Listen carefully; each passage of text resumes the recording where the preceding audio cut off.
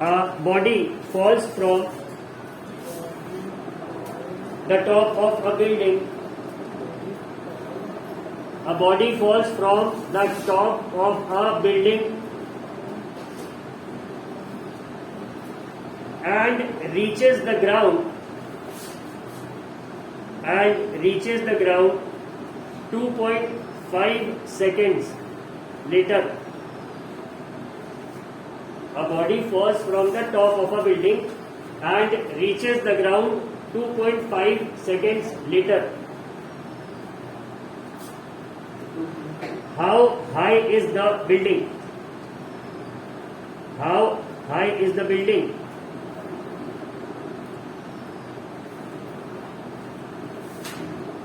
When the body undergoes, how high is the building? When the body undergoes an acceleration. When the body undergoes an acceleration of 9.8, undergoes an acceleration. Body undergoes an acceleration. ACCELERATION, acceleration of 9.8 meter per second square. 9.8.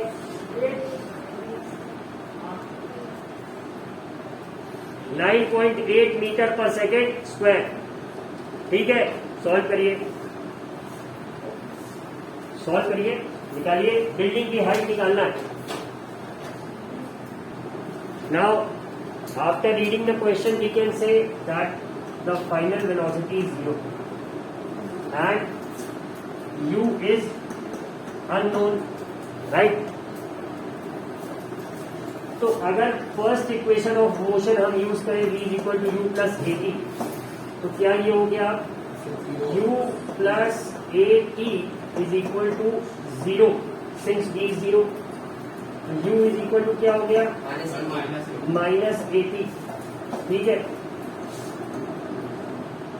मतलब ए कितना है 9.8 into time क्या है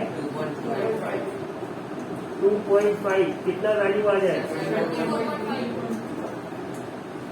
24.5 आएगा. ठीक है, अब तीसरी इक्वेशन लगा दो.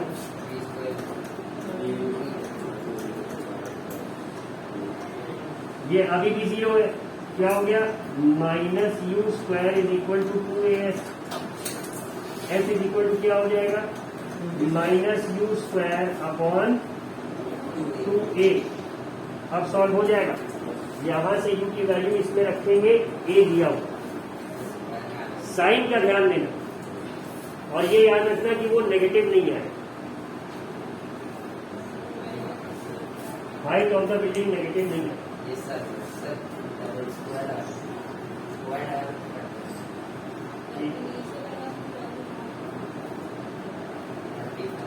दिख रहा सबको? अब समझ में आया कुछ? अप्रोच समझ में आई? लास्ट कर देखो, अप्लाई करो.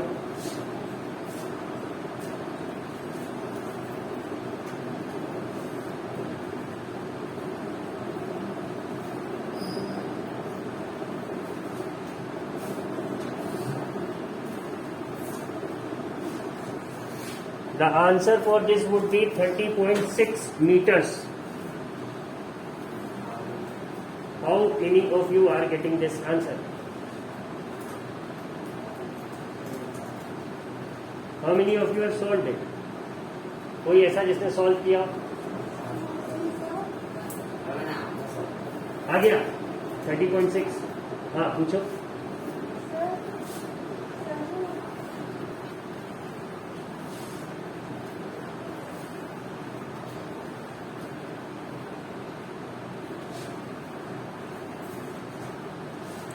A ball is thrown vertically upwards. A ball is thrown vertically upwards. Vertically upwards. A ball is thrown vertically upwards. it goes to a height of 20 meters. It goes to a height of 20 meters.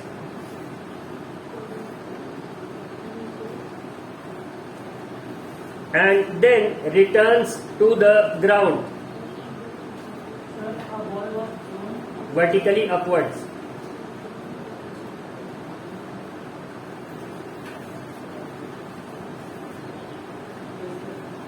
A ball is thrown vertically upwards. It goes to a height of 20 meter and then returns to the ground.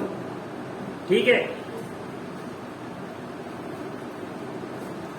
If the acceleration due to gravity 20 meter. If the acceleration due to gravity is 10 meter per second square, find the initial velocity of the ball. Acceleration due to gravity is 10 meter per second square. ठीक है? Find the initial velocity of the ball, the final velocity of the ball on reaching the ground,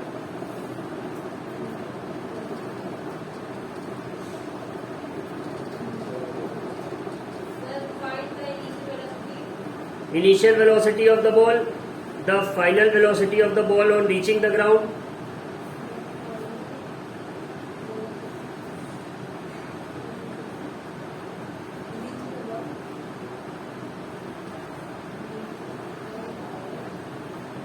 And the total time of journey of the ball. Total time of journey of the ball. इस question में जो अभी पिछला question कराया है उसके solution का एक हिंट मिलेगा तुम्हें। जो माइनस साइन की कंट्रोवर्सी है वो क्लियर हो जाएगा, माइनस क्यों आ रहा था।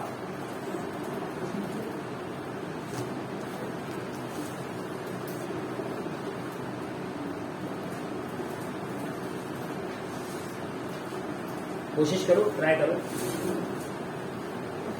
फिर से क्या दिया है? ए दिया है, पिछली बार ए और टी दिया था, इस बार ए और एस दिया है।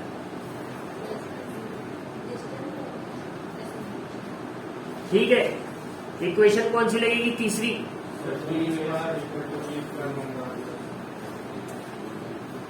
To a s plus u square is equal to b square, तीसरी इक्वेशन लगेगी। और बॉल को जब ऊपर फेंका तो वो ऊपर जाके रुकेगी, तो v जीरो है। ठीक है, v जीरो है, और उसके बाद जब नीचे गिरना स्टार्ट करेगी तो उस समय के लिए u जीरो हो जाएगा।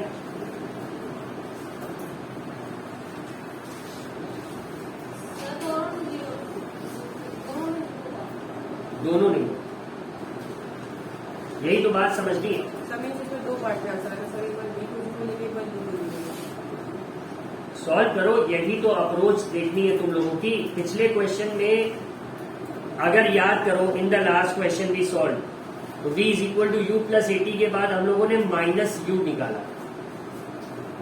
ठीक है, अगर हम u को जीरो मानते, क्योंकि बॉडी गिरने के पहले तो रेस्ट पे थी। अब इस केस में जैसे जब बॉल मैक्सिमम हाइट पहुंचने के बाद जब नीचे गिरना स्टार्ट करेगी तो हम u को जीरो लेंगे।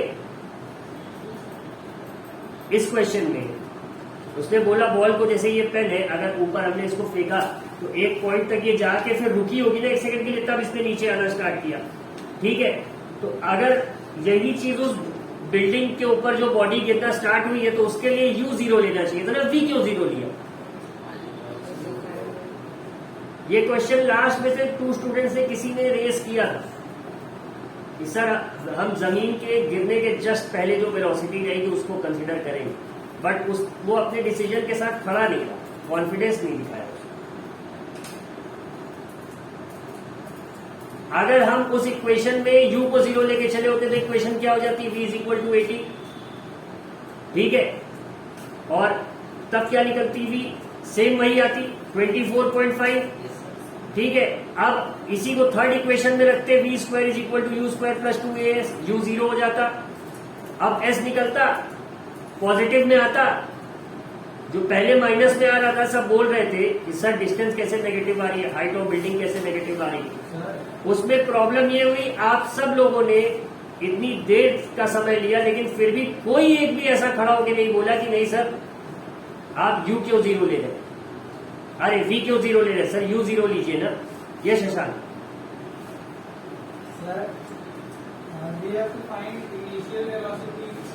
केस 1 में इस क्वेश्चन में जब इनिशियल निकालोगे तो इसमें फाइनल जीरो लेके चलेंगे फॉर द टाइम बी, जब बॉल लेकिन जब रुकने के बाद नीचे आना स्टार्ट करेगी तब यू जीरो लेंगे, अपवर्ड मूवमेंट और डाउनवर्ड मूवमेंट। और ये बोल रहा है टोटल टाइम ऑफ जर्नी, तो जब टोटल टाइम ऑफ जर्नी निकालना होगा आपको तो आप क्या लेके चलोगे, डिस्टेंस 40 लेके चलोगे, 20 जाना और 20 आना। तो पहले खैर फर्स्ट पार्ट तो कैलकुलेट करो। अब पिछले क्वेश्चन का वो समझ में आया कहानी?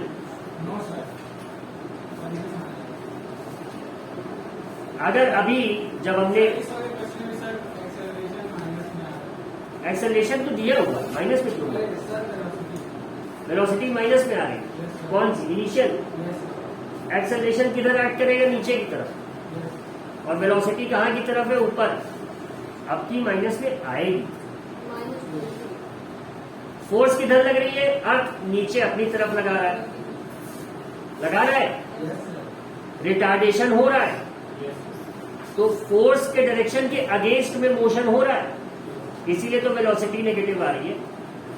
या तो वेलोसिटी नेगेटिव लेके एक्सेलरेशन को पॉजिटिव माने, या वेलोसिटी को पॉजिटिव मान लेंगे तो एक्सेलरेशन नेगेटिव हो जाएगा, क्योंकि against the direction of motion acceleration act कर रही है, ग्रेविटी की कर रही है। ग्रेविटी तो नीचे लगेगी ना, बॉल तो हमने ऊपर फेंकी है, we have thrown the ball upwards and the gravity would try to pull the ball downwards. अगर कैलकुलेट करने पे यू तुम्हारी नेगेटिव आ रही है तो गलत नहीं है फॉर दिस पर्टिकुलर इंस्टेंस, लेकिन जब इसका सेकेंड पार्ट सॉल्व करोगे तो यू क्या लेके चलोगे, जीरो, तब क्या निकालोगे, वी निकालोगे, निकालिए।